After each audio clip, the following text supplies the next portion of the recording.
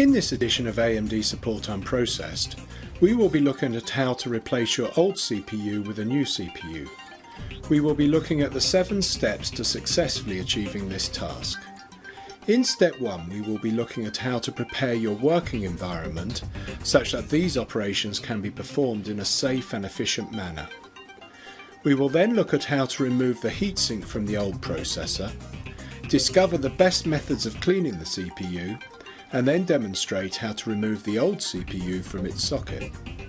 In step 5, we will look at how to align and insert the new CPU correctly into the socket and apply the new thermal paste. And finally, we will demonstrate how to fit the new heatsink. So Tim, what sorts of things would you be looking at in setting up your environment? So before you start, just to make sure that your system's on a stable and secure bench or table and you've got access all around it to get inside and look at the internals. And also just to make sure that it's disconnected from the mains power and all switched off.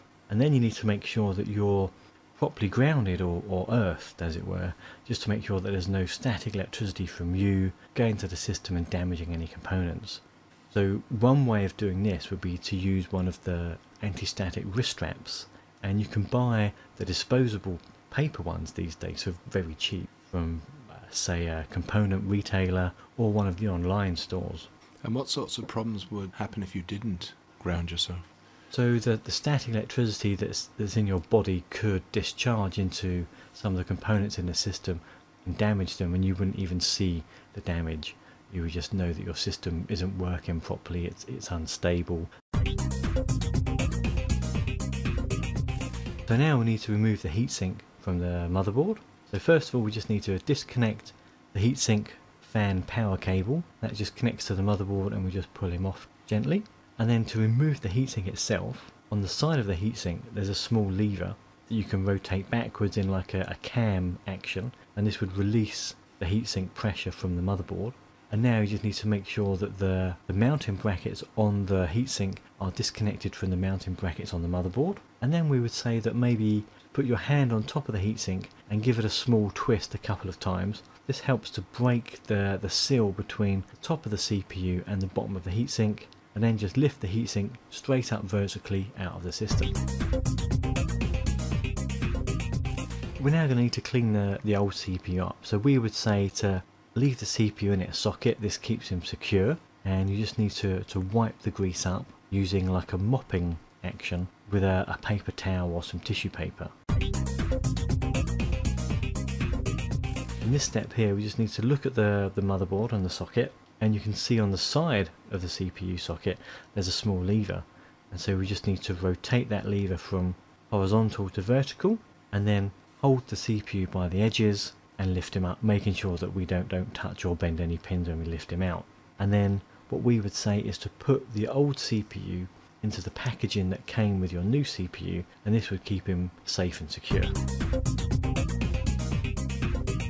As you can see, the socket and the CPU are both square, so we need to make sure that the corners line up correctly. So to make this a bit easier, we've made one of the corners on the CPU marked with gold, a little gold triangle, and one of the corners on the motherboard should also be marked either in a little gold triangle or maybe a white triangle in the same corner. So when you line up the CPU with the socket, just need to make sure that both the gold and the white corners are together, and then you should just gently lower him into the socket. If he doesn't go in the socket properly, to take him out and just have a look, see if there's any bent or broken pins or if there's any debris or anything in the way of the socket.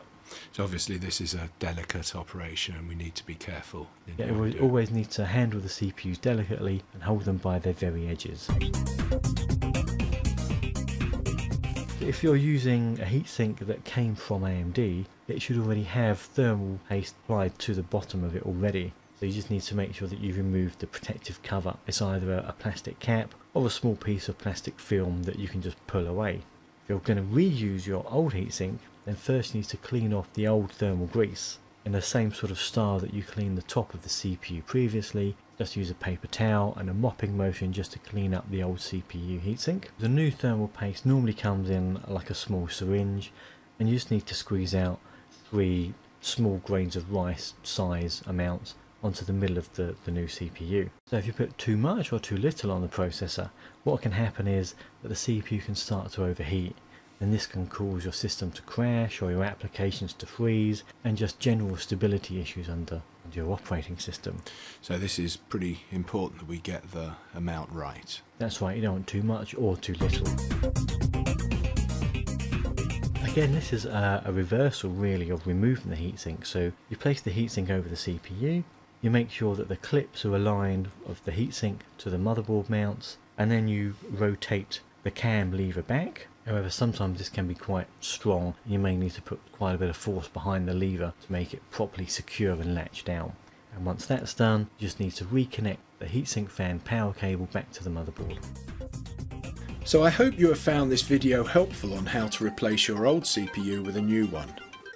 Remember that it is always important to ground yourself before working on any of the components inside your computer.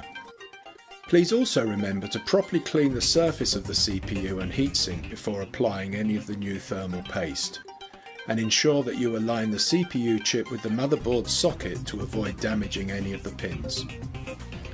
Enjoy your computing experience with your new processor.